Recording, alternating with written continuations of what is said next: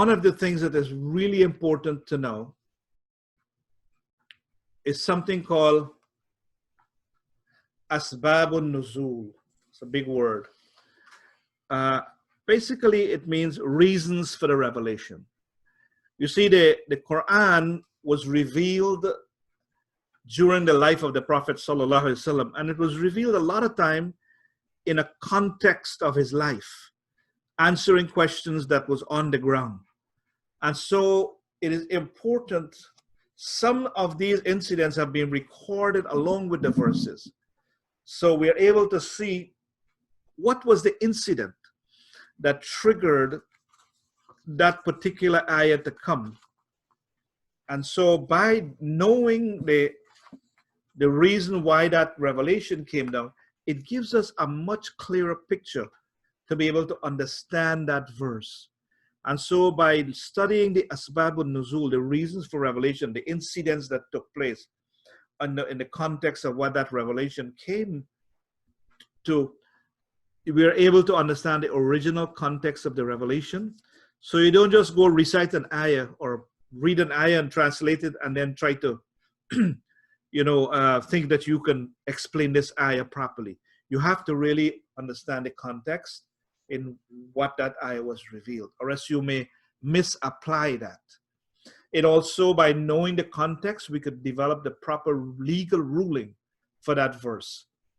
The intent of the verse we're able to see because we get to hear the incident and we get to see what the ayah was revealed. And very important, there are some verses that are revealed to be of a general ruling. In other words, they apply to every circumstance. But then there are certain verses that are only for specific situation. They're called am and khas. And if you don't know, with this ayah, if you don't understand the context or the story of when it was revealed, you may not be able to know if this verse should be applied generally, or if this verse should have just a specific case in which it's being applied to. And of course, the Asbaabun Nuzool give us the context, the historical context of the life of the Prophet. I don't want to give an example because it's very kind of abstract as I'm explaining it. So there's an ayah in the Surah Baqarah 155 that says, "To Allah belong the east and the west. Wherever you turn, there is the presence of Allah. For Allah is all-pervading, all-knowing." So this is the ayah. To Allah belongs the east and the west. Wherever you turn, there is a presence of Allah. For Allah is all-pervading, all-knowing.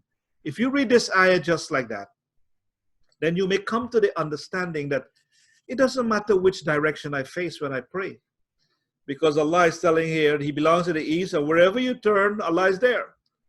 So this ayah would seem to give us permission that when we make the salah, I could pray in any direction. I don't have to pray towards the Kaaba. Because Allah is saying He belongs to the east and the west, and wherever you turn, His presence is there. So now you have to go to the Asbaabun Nuzool. You have to go and see the context in which this verse was revealed. And this verse was revealed based on an incident that occurred. And the incident is that a group of Muslims were praying in a dark night. And afterwards they realized that they had prayed in the wrong direction. And so they asked the Prophet what to do.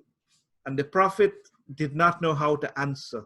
And then Allah revealed this ayah explaining to them about this incident. And so this incident, this ayah is not talking about giving you a generalized permission to make salah in any direction.